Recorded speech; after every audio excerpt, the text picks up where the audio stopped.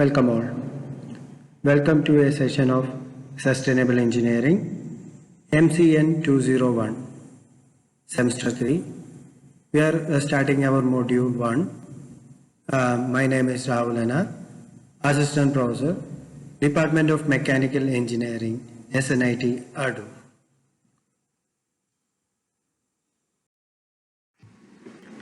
Okay, first module എന്ന് പറയുന്നത് അതിൻ്റെ സിലബസ് എന്ന് പറയുന്നത് നമ്മൾ 4ആയിട്ട് ആ മൊഡ്യൂളിനെ ഡിവൈഡ് ചെയ്യുകയാണ്. ഓക്കെ, ആദ്യത്തെ പാർട്ട് എന്ന് പറയുന്നത് സസ്റ്റൈനബിലിറ്റിയുടെ ഇൻട്രൊഡക്ഷൻ ആണ്.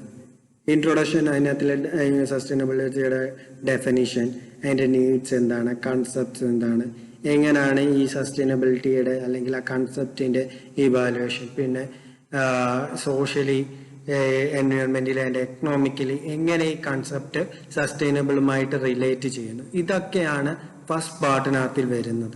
ഓക്കെ, സെക്കൻഡ് പാർട്ട് എന്ന് പറഞ്ഞാൽ സസ്റ്റൈനബിൾ ഡെവലപ്മെന്റ് പ്രോസസ്സുകൾ എന്തൊക്കെയാണ്, അല്ലെ സസ്റ്റൈനബിൾ ഡെവലപ്മെന്റ് എന്ന് പറയുന്നത് എന്താണ് എന്നുള്ളതാണ് നമ്മുടെ സെക്കൻഡ് പാർട്ടിനകത്ത് വരുന്നത്. അതിനകത്ത് തന്നെ നെക്സസ് ബിറ്റ്വീൻ ടെക്നോളജിയും സസ്റ്റൈനബിൾ ഡെവലപ്മെന്റും തമ്മിലുള്ള ഒരു ലിങ്ക്, അല്ലെങ്കിൽ എന്താണ് അത് തമ്മിലുള്ള ഡിഫറൻസ്, അല്ലെങ്കിൽ എങ്ങനെയാണ് അത് ലിങ്ക് ചെയ്യുന്നത് എന്നൊക്കെയുള്ള അതാണ് സെക്കൻഡ് പാർട്ടിനകത്ത്. തേർഡ് പാർട്ട് എന്ന് പറയുന്നത് ഇതിന്റെ ഗോൾസ് ആണ്. സസ്റ്റൈനബിലിറ്റിയുടെ മെയിൻ ആയിട്ട് വരുന്ന ഗോൾസ് ആണ് ഈ പറയുന്ന മിലേനിയം ഡെവലപ്മെന്റ് ഗോൾസും സസ്റ്റൈനബിൾ ഡെവലപ്മെന്റ് ഗോൾസ് എന്ന് പറയുന്നത്. ഇത് എന്താണ് ഈ മിലേനിയം ഡെവലപ്മെന്റ് ഗോൾസ്, ആ ഗോൾസ് ഏതൊക്കെയാണ്, 8ഓളം ഗോൾസുകൾ മിലേനിയം ഡെവലപ്മെന്റ് ഗോൾസിനകത്ത് വരുന്നുണ്ട്. അതുപോലെ തന്നെ സസ്റ്റൈനബിൾ ഡെവലപ്മെന്റ് ഗോൾസ് എന്ന് പറഞ്ഞാൽ എന്താണ് എന്നുള്ളതാണ് തേർഡ് പാർട്ട് വരുന്നത്. ഫോർത്ത് പാർട്ട് എന്ന് പറയുന്നത് ക്ലീൻ ഡെവലപ്മെന്റ് മെക്കാനിസം എന്ന് പറയും.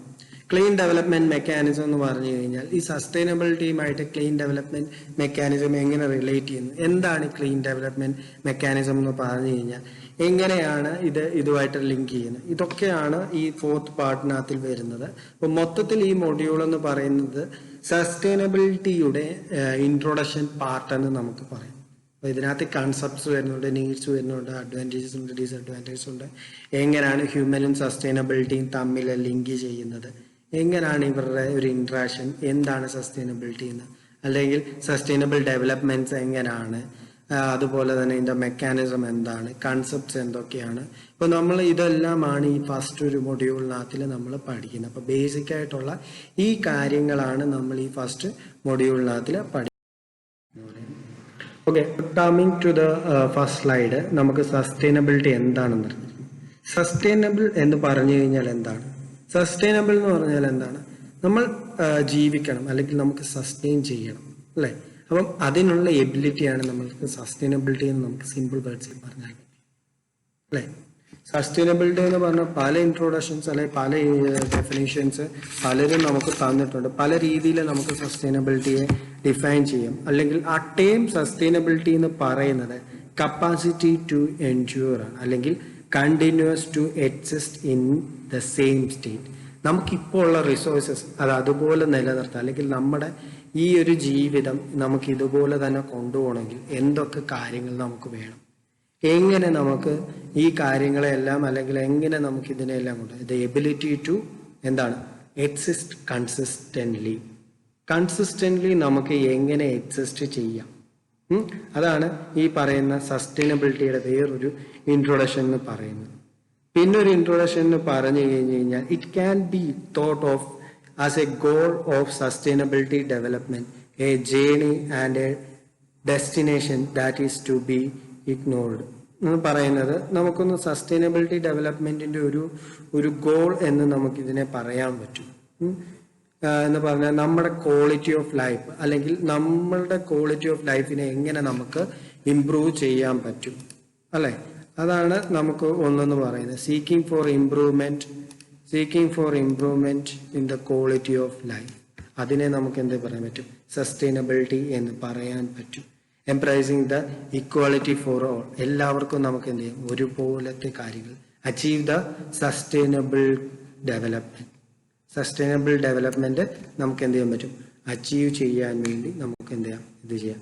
encompass the concept of stability to maintain the long-term economic balance, the big social challenge before humanity.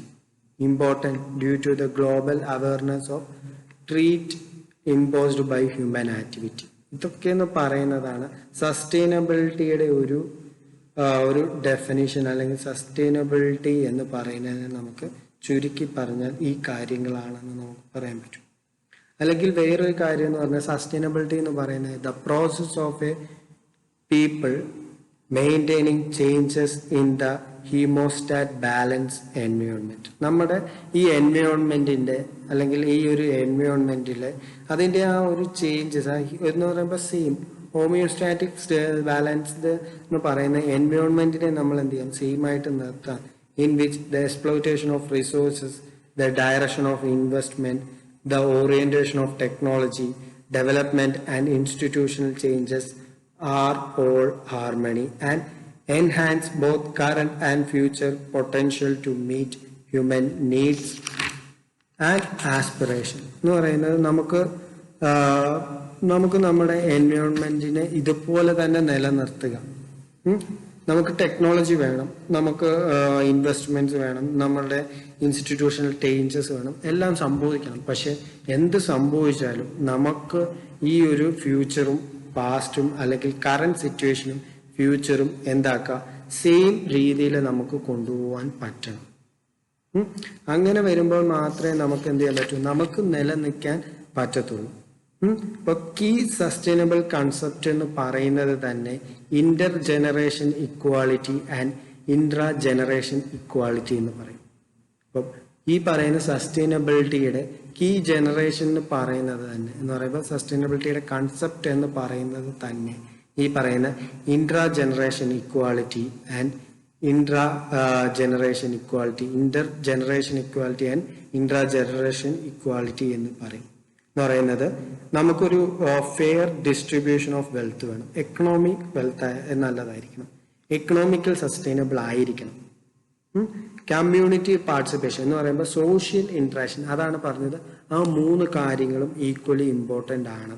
ഇതിൻ്റെ കൂടെ തന്നെ പറയുമ്പോൾ ഇന്റർ ജനറേഷൻ ഇക്വാലിറ്റി എന്ന് പറഞ്ഞാൽ the present generation to hand over a safe, healthy and resourceful environment to the future generation. ഇപ്പോൾ ഉള്ള ഒരു generation അത് നമ്മളെ സേഫായിട്ട് നമ്മൾ അല്ലെങ്കിൽ റിസോഴ്സ്ഫുൾ ആയിട്ട് നമ്മൾ ഫ്യൂച്ചറിലേക്ക് അല്ലെങ്കിൽ ഫ്യൂച്ചർ ജനറേഷന് കൈമാറണം. അതാണ് ഇന്റർ ജനറേഷൻ ഇക്വാലിറ്റി. സെയിം നമുക്ക് ഇപ്പോൾ ഉള്ള റിസോഴ്സ് അതുപോലെ തന്നെ നമ്മൾ അടുത്തവർക്ക് കൈമാറും, അവർ അടുത്ത ജനറേഷന് കൈമാറും. അതാണ് ഇന്റർ ജനറേഷൻ ഇക്വാലിറ്റി എന്ന് പറയുന്നത്.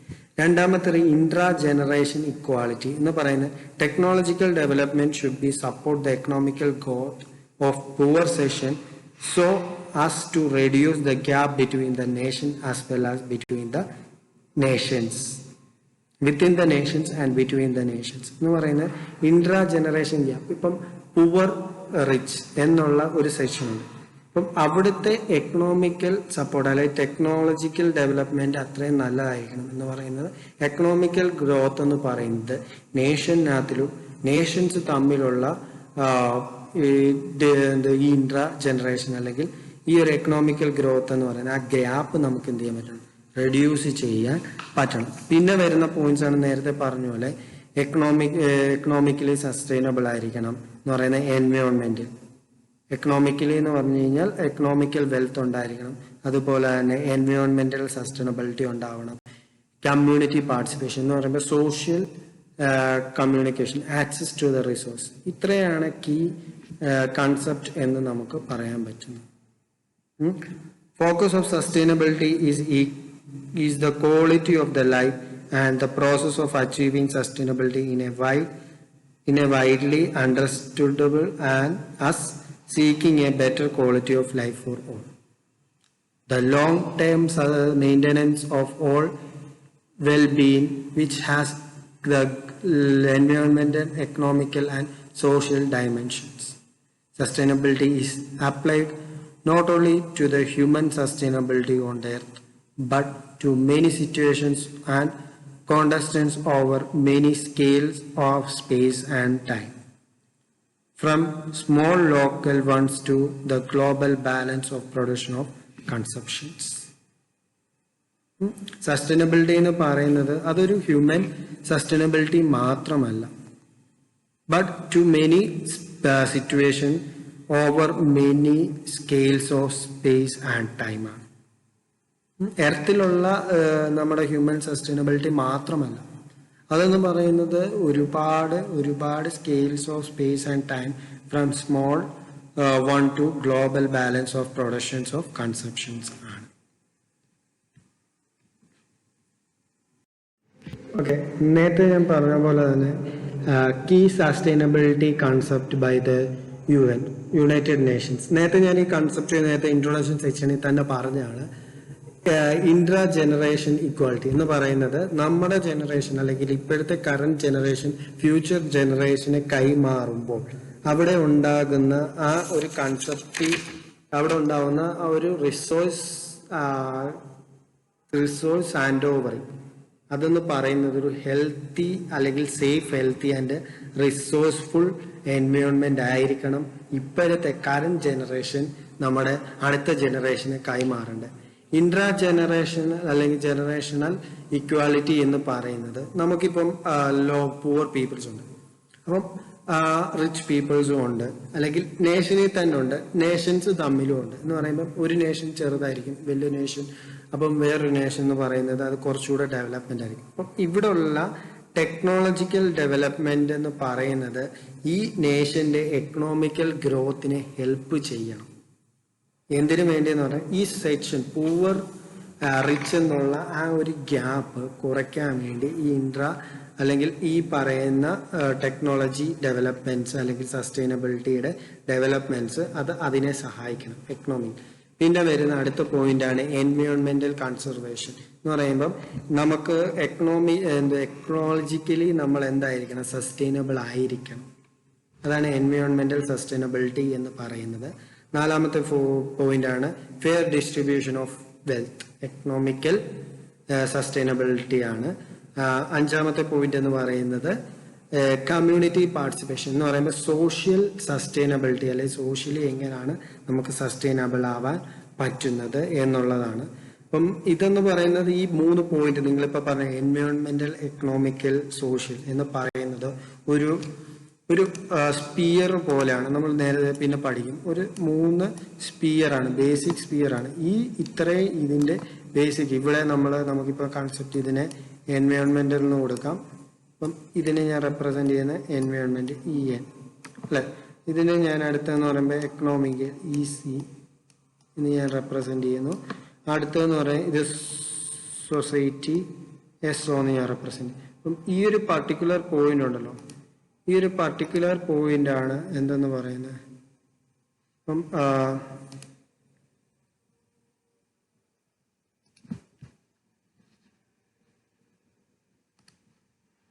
ഇവിടെ ഉണ്ടാവുന്ന ഈ ഒരു പർട്ടിക്കുലർ ഇത്രയുമാണ് നമ്മുടെ എന്തെന്ന് നമുക്ക് പറയാൻ പറ്റുന്നത്. ഇതാണ് നമ്മുടെ സസ്റ്റൈനബിലിറ്റി എന്ന് നമുക്ക് പറയാൻ പറ്റുന്നത്. ഈ ഒരു ഇത്രയും ഏരിയയാണ് നമുക്ക് എന്ത് ചെയ്യാൻ പറ്റുന്നത്.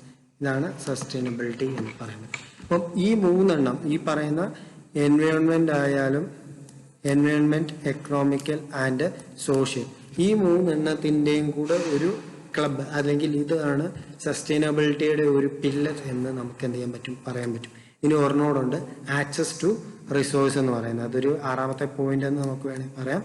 ആക്സസ് ടു റിസോഴ്സ് എന്നാണ് അതിന്. ഓക്കെ, അപ്പൊ ഇത്രയാണ് കീ എന്താണ് സസ്റ്റൈനബിലിറ്റി കൺസെപ്റ്റ്. ഇനി നമ്മൾ ഈ എക്കണോമിക്കൽ സസ്റ്റൈനബിലിറ്റിയും എൻവയോൺമെന്റൽ സസ്റ്റൈനബിലിറ്റിയും സോഷ്യൽ സസ്റ്റൈനബിലിറ്റിയും എല്ലാം നമ്മൾ എന്ത് ചെയ്യും, വരുന്ന ക്ലാസ്സുകളിൽ ഈ മൊഡ്യൂളിൽ തന്നെ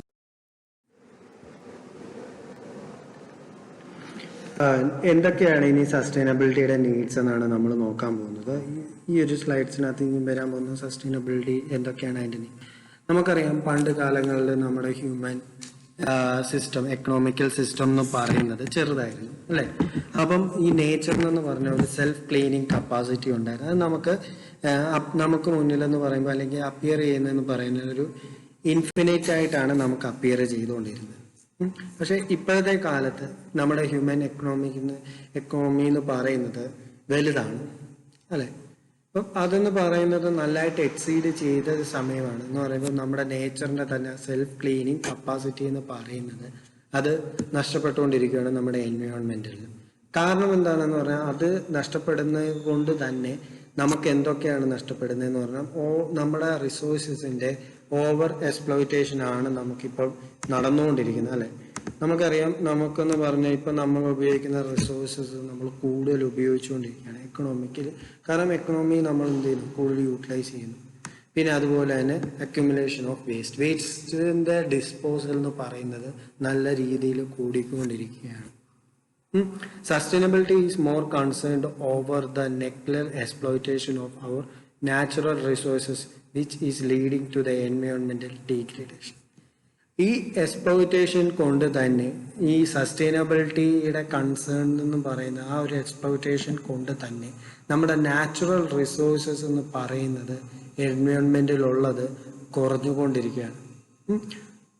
വേറൊരു ഇതെന്ന് പറഞ്ഞു കഴിഞ്ഞാൽ പോപ്പുലേഷൻ എക്സ്പ്ലോയിറ്റേഷൻ അല്ലെങ്കിൽ എക്സ്പ്ലോയിഷൻ ഇൻ ഡെവലപ്പിംഗ് കൺട്രി എന്ന് പറയുന്നതും അൺസസ്റ്റൈനബിൾ കൺസപ്ഷൻ ലെവൽ എന്ന് പറയുന്നത് leads to great challenges to sustainability ആണ്. കാരണം ഈ പോപ്പുലേഷന്റെ ഇൻക്രീസ് ഡെവലപ്പിംഗ് കൺട്രീസിന് അല്ലെങ്കിൽ ഡെവലപ്പിംഗ് കൺട്രീസിൽ പോപ്പുലേഷന്റെ ഇൻക്രീസ് കൂടുന്നത് കാരണം സസ്റ്റൈനബിലിറ്റി എന്താണ് കുറയുന്നത് കാരണം നമ്മളുടെ സ്റ്റേബിൾ അല്ലാത്തത് കാരണവും നമുക്ക് സസ്റ്റൈനബിലിറ്റി എന്ന് പറയുന്നത് മെയിൻറ്റെയിൻ ചെയ്യാൻ പറ്റാതെ വരുന്നുണ്ട്. Humans are living beyond carrying capacity of earth, അല്ലെ?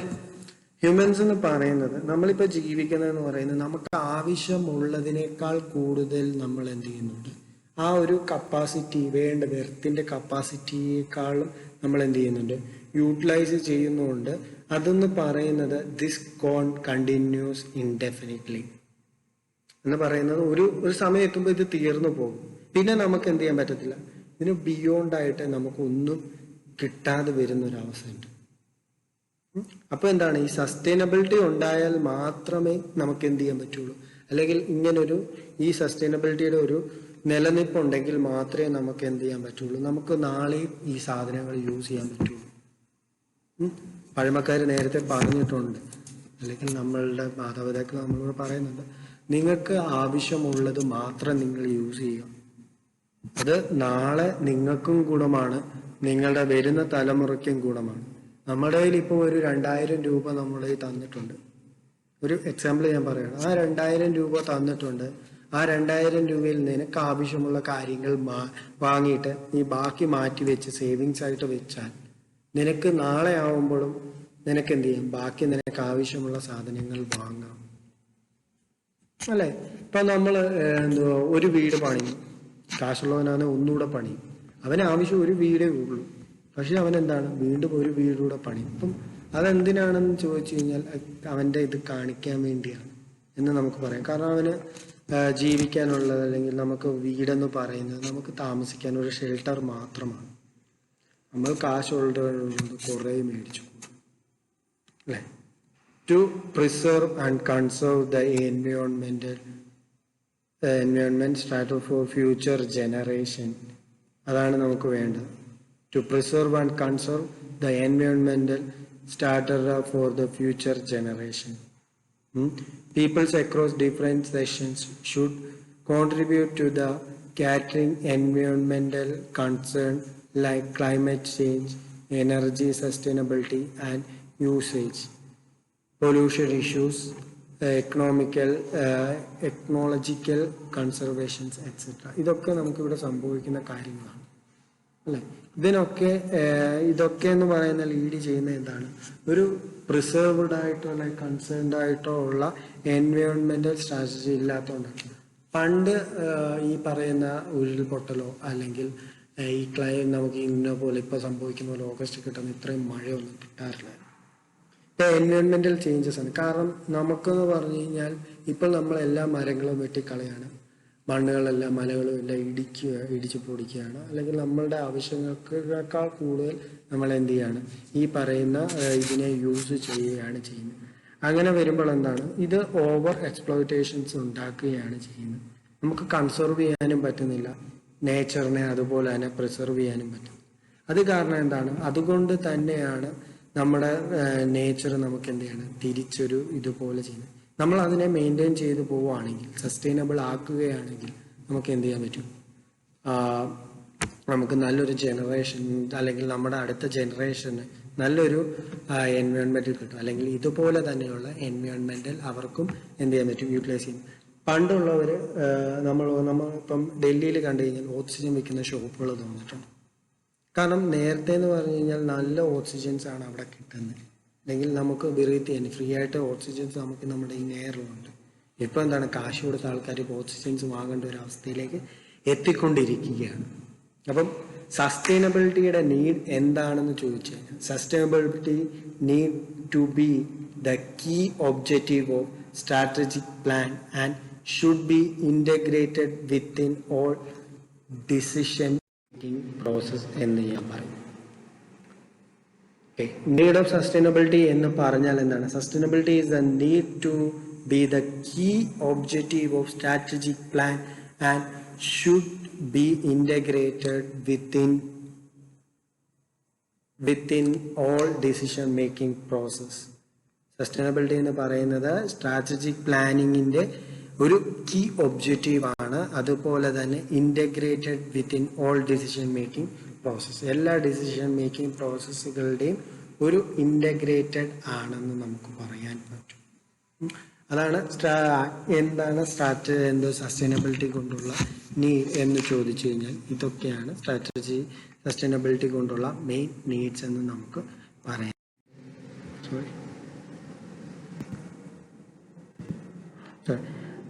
നീഡ് ഓഫ് സസ്റ്റൈനബിലിറ്റി എന്ന് പറയുന്നത് സ്ട്രാറ്റജിയാണ്. ഇന്ന് നേരത്തെ നമ്മൾ പറഞ്ഞു എന്താണ്, ടു എൻഷുർ ഇംപ്രൂവ്ഡ് എഡ്യൂക്കേഷൻ, നല്ല ഇംപ്രൂവ്ഡ് ആയിട്ടുള്ള അല്ലെങ്കിൽ ഇംപ്രൂവ്മെന്റ് ഉള്ള എഡ്യൂക്കേഷൻസ് നമുക്ക്, political empowerment of womens, political empowerment of women, greater regards for the social justice, equality between rich and poor എന്ന് പറഞ്ഞാൽ എന്താണ്, ഇൻട്രാ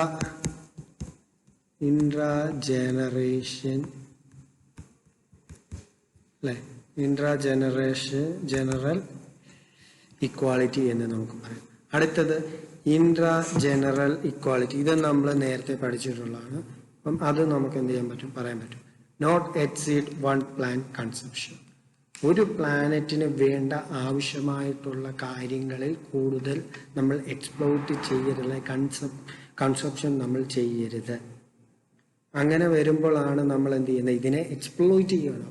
അപ്പം അതിനെ ഓവർകം ചെയ്യാൻ അല്ലെങ്കിൽ അതിനെ സ്റ്റേബിളായിട്ട് നിർത്താൻ വേണ്ടിയുള്ള കാര്യങ്ങളാണ് ഈ പറയുന്ന improved education, political empowerment of women, greater regards for social justice, equality between rich and poor, intra-generation equality എന്നൊക്കെ പറയുന്നത്. ഓക്കെ, എന്താണ് സസ്റ്റൈനബിലിറ്റിയുടെ കൺസെപ്റ്റ്? മെയിൻ പോയിന്റിലേക്ക് നമ്മൾ വരികയാണ്. എന്താണ് സസ്റ്റൈനബിലിറ്റിയുടെ കൺസെപ്റ്റ് എന്ന് പറയുന്നത്? Meeting the need of current future generation through integrating environmental protections, social welfare, economical prosperity. ഇതാണ് സസ്റ്റൈനബിലിറ്റിയുടെ ഡെഫിനിഷൻ എന്ന് നമുക്ക് പറയാൻ പറ്റും. Meeting the need of current and future generation. ഇപ്പോഴത്തെ ജനറേഷനും അതുപോലെ തന്നെ ഫ്യൂച്ചർ ജനറേഷൻ്റെയും നീഡ്സിനെ നമ്മൾ എന്ത് ചെയ്യാം, കോൺസ്റ്റന്റ്ലി, ഞാൻ ആദ്യം പറഞ്ഞ പോലെ തന്നെ കോൺസ്റ്റന്റ്ലി നമുക്ക് എന്ത് ചെയ്യാൻ പറ്റും, നമുക്ക് റിസോഴ്സസ് യൂസ് ചെയ്യാൻ പറ്റും എന്നുള്ളതാണ് ഡെഫിനിഷൻ എന്ന് പറയുന്നത്. ത്രൂ ഇൻ്റഗ്രേറ്റിംഗ് എൻവയോൺമെന്റൽ പ്രൊട്ടക്ഷൻസ്, 3 പോയിന്റ്സ് ഉണ്ടെന്ന് പറഞ്ഞു. എൻവയോൺമെന്റൽ പ്രൊട്ടക്ഷൻ, സോഷ്യൽ, എക്കണോമിക്കൽ.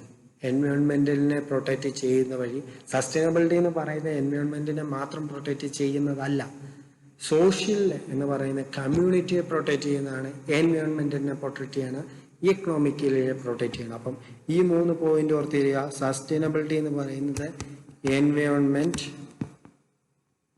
എൻവയോൺമെന്റ് ആണ്, പിന്നെ സോഷ്യൽ ആണ്, അതുപോലെ തന്നെ എക്കണോമിക് ആണ്. ഇത്രയും ഈ 3 എണ്ണത്തിനെയും കൂടാണ് നമ്മൾ എന്ത് ചെയ്യുന്ന പറയും, സസ്റ്റൈനബിലിറ്റി എന്ന് നമുക്ക് പറയാൻ പറ്റുന്നത്.